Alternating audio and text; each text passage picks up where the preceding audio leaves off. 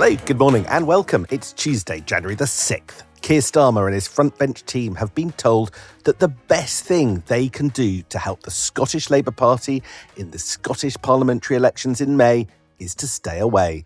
Labour's version of happy families. My name is Sam Coates of Sky News. And I'm Anne McElvoy from Politico. Anas Sarwar, the Labour leader in Scotland, told a packed room of Labour parliamentarians, candidates and activists the party had failed to communicate its achievements to voters while making serious errors, such as cancelling the winter fuel payment. And then, and I think this is the key bit, he added, I would say the best thing that Keir Starmer and the UK Labour government can do is be behind their doors and in their departments, getting things right and changing our outcomes. It comes as there's a fresh round of stories suggesting Scottish Labour MPs want Keir to go before the May election, something that just feels really implausible to me. But what do you think? Well, the big challenge for Labour at the elections looming north of the border is preventing the Scottish nationalists from turning these Holyrood elections, Sam, into a protest vote against the UK government. And that's something the SNP has done for so many years to good effect to bolster its support. And right now, Scotland is feeling like one big New Year's bruise for Labour. Eyes too on Tony Diver's story in The Telegraph, saying Scottish MPs are privately calling for Wes Streeting to stand against Starmer even before May, notwithstanding your doubts there about that timetable. And he had a source saying pretty much the whole of the Scottish PLP, if you gave them the choice, would move against Keir before May and have a Wes coronation. It's that man again. I do know that there are a handful of Scottish Labour MPs, how can we put this, very, very loyal to Wes Streeting. But I also have to point out that Wes Streeting is doing the morning round this morning. So that'll be out by the time you probably listen to this podcast. So either by the time you listen to us, he'll have launched a coup and we missed the big story of the day, but somehow I don't think that's going to happen. Instead, I think he'll be sounding a bit more pretty bashful loyal with a hint of tease in the face of, all the questions about whether or not he would agree with those who want him to take over. I don't think he'll go for that today. But there's good news for Anas Sarwar in the sense that Keir Starmer is heeding his call to stay away. After Cabinet, he's staying a long way away. He's off to Paris to meet the leaders of the Coalition of the Willing on military support for Ukraine.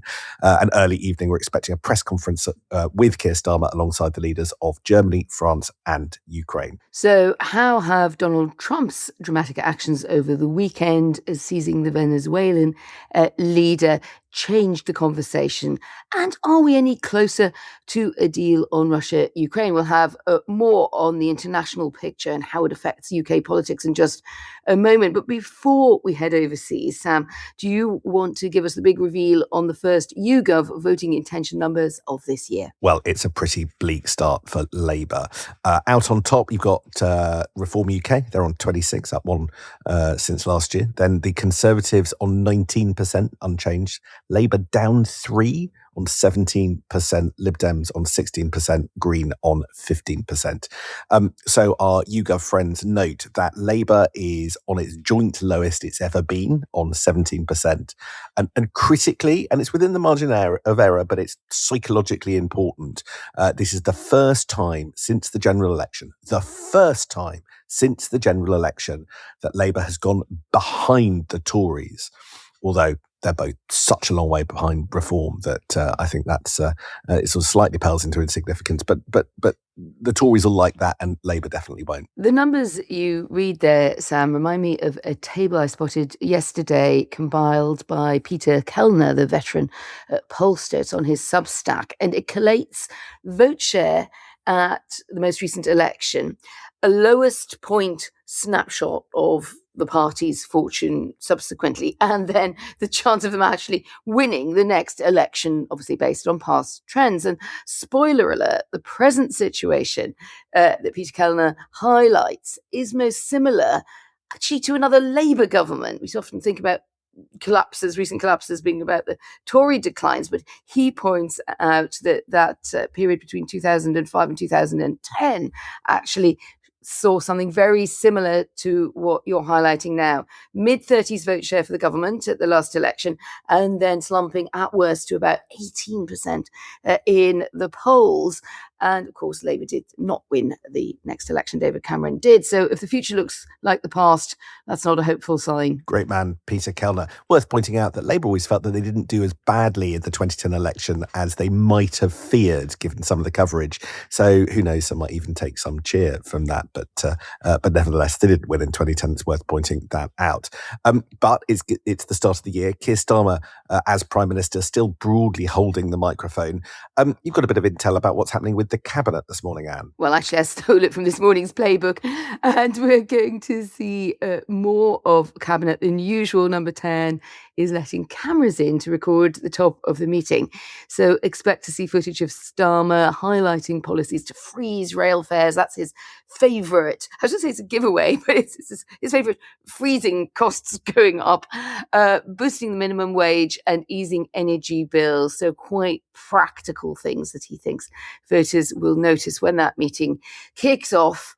Somber smiles at 9 a.m. Interesting. On the issue of travel and the cost of living, something that will come up later in the year that I found out about yesterday is that the 5p reduction in fuel duty runs out in September, not at budget time as normal. So there's potentially a cliff edge and a proper withdrawal of that thing that we've got used to over the last few years. So whilst train fares might be frozen outside of London, of course, because TfL went up, prepare for some potentially awkward conversations around fuel duty later in the year. But presumably the whole reason that he's invited cameras in this morning is because, given he's largely overseas today, the Prime Minister wants to remind people that Never Here Keir, as he's sometimes called, is at least spending part of the day here. Yes, Playbook also is saying just 15 minutes will be dedicated to normal cabinet meeting before Keir Starmer heads off to Paris. That's where officials are present before they're booted out, so things can get political. For the rest of the hour, it is a political cabinet, so-called, to talk about the year ahead without officials present. But it does mean that Lucy Powell returns to the top table for the first time since she was sacked as Commons leader last year, and given her elected role as deputy leader, she gets a seat back for these kinds of meetings. But the optics of that, I think, are intended to show, as you put it, happy families, or at least families who can bear to be around a table. Yes, she gave some pretty tub-thumpingly supportive interviews in the last 24 hours. Political cabinet. There's something, Anne, I want to go straight to, because there's a thing flashing neon red on my political radar that I want to draw to your attention, and that is business rates. Right, this is a subject definitely for now. There's a bit in the papers today, and it's been rumbling around for a while. But I do want to highlight this subject on this podcast. Right, let me just give you a bit of background. Before the election, Labour promised that it was going to fundamentally reform business rates, calling it an outdated and unfair system. But when we got to the November budget, Rachel Reeves did make a series of changes. And what she said out loud was sort of tweaking the system, but promising that she was basically delivering the lowest rate since 1991. But once everyone had gone through the small print, it emerged that because of a reevaluation that's going to take place this year, there's going to be a huge rise in business rates for basically some companies, places with a footprint on the high street, essentially. And industry estimates suggest that the business rates will go up as a result of the budget by 76% for the average pub, 115% for the average hotel over 3 years, with theatres, galleries, visitor attractions all being hit, offices, gyms, bigger bills all round. Chef Tom Kerridge out and about yesterday saying that his business rates bill in pubs will be doubling. This is a massive, massive problem, a massive, massive political problem for a government running a cost of living campaign.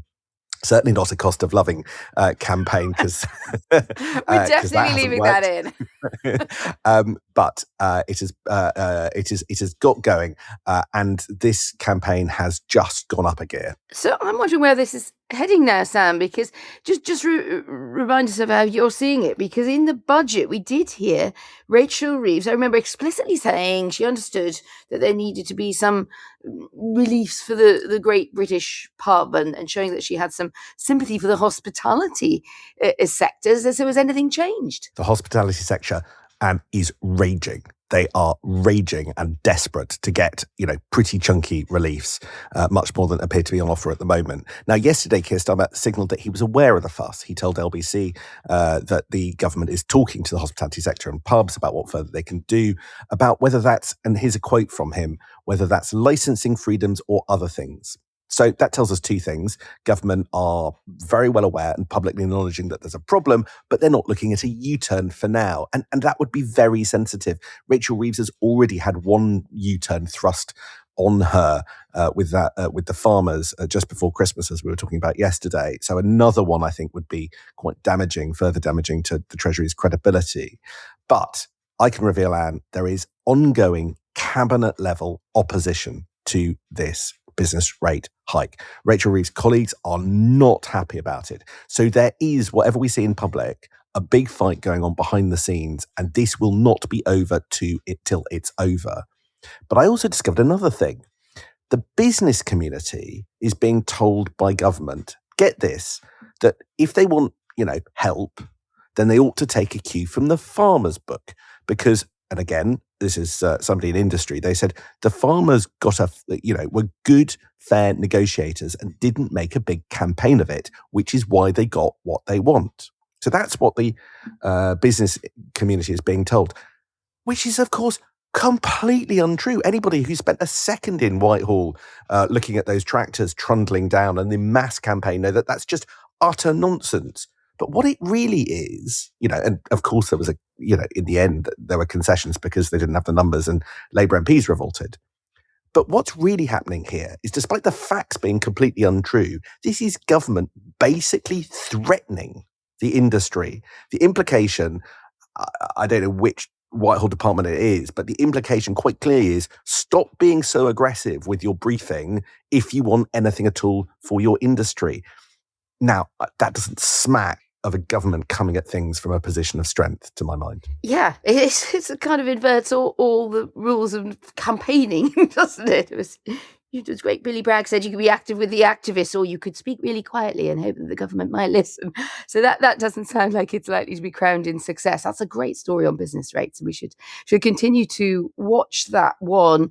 Just something else I wanted to point out, Sam, that had made a small leap forward from yesterday when we talked about Keir Starmer and his grand realignment plan with Europe. And while he's with European colleagues on the continent today, he might be sparing a thought for what that is going to mean and how he's going to make that argument. Various reports today saying that he really is quite serious about a dynamic alignment with the EU, which has a technical meaning as well as a symbolic one. My Politico colleague, Sophie Inge, has a very good insider take from her trade beat, however, about the fact that new barriers to trade are now springing up faster than the government here can knock them down, and whether that's climate environment policies to customer duty relief thresholds, which are due to rise quite sharply by around June. She's got sources saying UK originating products, they'll still be tariff-free, yes, under this broad deal that we have with the EU, but customs fees and even potentially handling charges levied by individual countries are likely to go up unless some action is taken and will squeeze profit margins. So it's just a reminder that when you say good, big, sweeping things like let's align with the EU, it can be a bit, be careful what you wish for Keir. I mean, that's absolutely fascinating. Look, without wishing to be a bore, I'm going to repeat what I said before Christmas. The government have got a really tight timetable for this renegotiation, right? They are trying to pass domestic legislation and negotiate entry into the food and agriculture zone, which requires us to follow EU rules as they evolve, allowing the EU effectively to set and change UK law, all in the space of 2026. And the EU, bits the EU, particularly the European Commission, is not going to be helpful. So it's a brilliant story about how they are not being helpful. Right, let's just hop over to Keir Starmer's main activity post-cabinet today. He's heading to Paris to see Zelensky and friends, what is sometimes known, as you have noted, as the Berlin Group, Berlin plus Keir Group, I think he'd rather have it as. President Zelensky has been going round saying a deal is 90% done. I think Keir Starmer sees it slightly differently. Keir Starmer wouldn't deny that it's 90% done, but the remaining 10% is like by far and away the most difficult bit. It's security guarantees and it's territory. So Bloomberg says today that European leaders will meet Steve Witkoff and Jared Kushner to talk about what those security guarantees from a US perspective actually look like. And what do you think's happening? What do you think we'll get out of today? I think you're absolutely right. It's the final mile problem, isn't it? It doesn't really matter if 90% of 20-point or 20-something point plan can be ticked off. It's what's left that's probably the most difficult bit. Well, the aim is to finalise those US security guarantees aimed at preventing Vladimir Putin from just having another crack at Ukrainian territory. In the event of a still far away ceasefire, our Bloomberg colleagues, as you point out, reckoning that this is taking shape pretty fast and could even include possible American boots on the ground, as well as assistance monitoring the ceasefire through intelligence. Sorry, my words back in. As well as assistance monitoring a ceasefire through intelligence sharing. My information is that the intelligence sharing part is coming together pretty well, but it does still leave a kind of vague area about how far America would then be prepared to go, other than giving intelligence and analysis of key intelligence if there were to be a breach of the ceasefire, into actually doing something about it. And that's, I think, another area, as you say, that is pointed into that 10% of territory that isn't really entirely sorted out. Of course, European leaders will find themselves under renewed pressure too to set out how they plan to ensure that America's saber rattling about capturing Greenland remains no more than that. But at the same time, messages out of Washington are that this is a serious proposal based on Donald Trump's view of what he thinks is necessary for security in the Arctic. It's not just one of his to-do lists. So that, I think, is going to cause some discombobulation when European leaders get together. But isn't it look, I'm just a notch more skeptical about all of this coming together than some others. Hasn't it just been the case that an outline of a deal is put together, and then there's yet another conversation between Donald Trump and Vladimir Putin, and the US takes 3 steps backwards? What evidence is there that pattern simply doesn't repeat itself again and again? Well, the pattern does repeat itself, but there has been a shift in the American position, if you like, away from the hardline rhetoric of that new national security doctrine. And there's always been a bit of a contradiction. I couldn't really resolve it for myself. I don't know why people I know in the security apparatus seem reasonably chill about America assisting European security, at least in the intelligence framework, and providing very useful intelligence to combat Vladimir Putin, at the same time as you've sometimes had Trump and people around Trump saying, "Oh, we don't care so much about Europe anymore. You're a bunch of wimps. You're a bunch of losers." And there is, I think, a tension there. So I think what's happened as this has gone along, Sam, is you're right. It doesn't necessarily mean that it comes out with one nice big bow on it and it actually works. But it does mean, I think, that it has probably teased away some parts of the Trump administration to being prepared to have a European security plan in the background ready to go. Now, if Putin turns it down, well, then Putin turns it down, but that, we should be a bit more hopeful, perhaps, means that he will have then thumbed a nose at Donald Trump and at Washington, and maybe then there is perhaps more distance creeping in again between Trump and Putin. I will always be a little bit glass half empty about big claims of success or big leaps forward in these discussions. However, if you are saying that your security contacts are quite chill about this, that actually gives me quite a lot of optimism, just that alone. Another thing is that's chill is the temperature outside. I just looked at it, it's minus 3.9 degrees. So wrap up warm. It's going to be freezing in Westminster for those of you heading to SW1. But people will not be chill if we wang on more than our 20-minute allotted time. So let's pull the curtain down on today's, and we'll be back tomorrow for Wednesday's Politics at Sam and Anne's. PM keys, and a whole lot more. I will see you then, Anne. I will see you then in my very, very chunky early morning jumper.